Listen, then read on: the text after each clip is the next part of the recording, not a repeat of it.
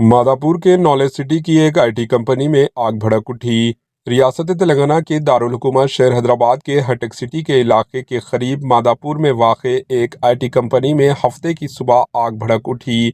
आग के साथ काफ़ी तादाद में कसाफती धुआं भी देखा गया। इतलात के मुताबिक आग सुबह के वक्त सतवा नॉलेज सिटी के एक इमारत की 5वीं मंजिल पर वाक़ कंपनी में लग गई। इतला मिलते ही फायर फाइटर्स ने अहदेदार मौके पर पहुंच गए। इस वाक़े के नतीजे में मुकामी अफराद में खौफ देखा गया।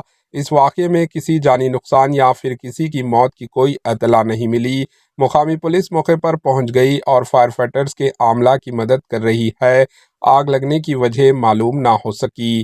Bureau report, HN news.